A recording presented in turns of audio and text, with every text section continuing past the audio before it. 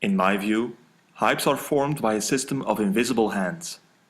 A wave machine, producing waves that carry the innovation through 5 stages. The first one I call breaking the surface. Researchers and engaged managers are always on the lookout for opportunities or the next killer app.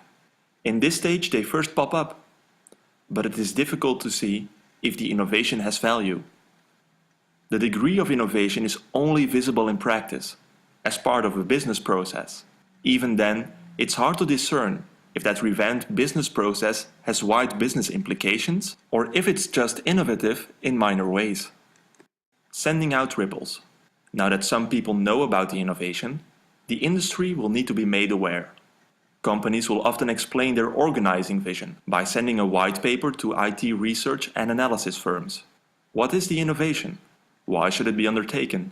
They do this in order to clarify its application, since this is not always clear at first glance. It's like explaining Tinder to your mother.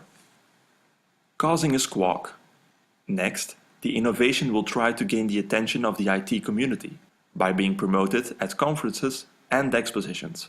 This remains challenging, since the IT community is used to claims of breakthrough products and concepts. The attention of the community is limited, since new innovations constantly pop up, which makes it hard to stay in the spotlight. Building the swell.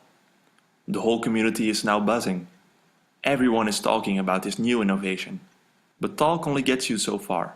It's important now that businesses commit and adopt the innovation for 2 reasons. First, if many businesses start adopting the new technology, it will create a bandwagon effect. This means that adopters benefit from committing to the innovation if others do the same. For example, it would be useless if you were the only one using Tinder, so you'd benefit from others installing the app. Secondly, growing commitment from businesses attracts more attention. This attention can feed on itself and in turn increase the rate of adoption further, like a positive feedback loop. Riding the crest. After announcing that it's going to adopt a new technology, a company will need to implement it. This is a crucial moment, because in IT, things do not always work out as planned. Projects often go over budget, take longer to implement than expected, or simply don't work out. This can lead to an implementation gap.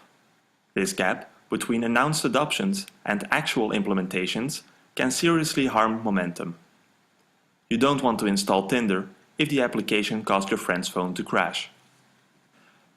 Now that we are familiar with the 5 stages that a hype can pass through, we can take a step back and look at what happens when.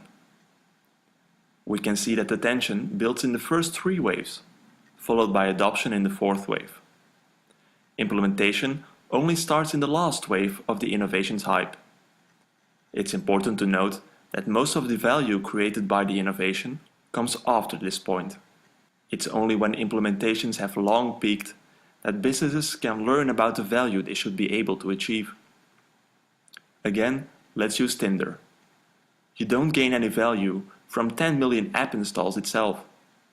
Only after the installation can people start to find its value, by going on dates. So Bill, now you can recognize the hype's phases and decide if you should invest and start implementing the technology. But the way you approach a new innovation has a big impact. A manager can face an innovation either mindlessly or mindfully. Executives can find it hard to resist the hype and jump on new innovations. Most executives would like to be known as innovators. They don't want to be the last one of their peers to utilize a new technology. But by doing this mindlessly, without thinking of the benefits or consequences, the executive risks the competitive survival of his company. Therefore, every executive should evaluate an innovation mindfully. When his peers adopt a new technology, do their reasons for doing so make sense? The executive could ask if the attention paid to the innovation is growing or declining. He should check the implementation gap and ask whether adoptions and successful implementations match up. Finally, he should be sure that others are getting value from the implementation. Bubbles come and go, but distinguishing a hype from reality remains difficult. Executives who remain mindful will have a leg up. Created using Powtoon.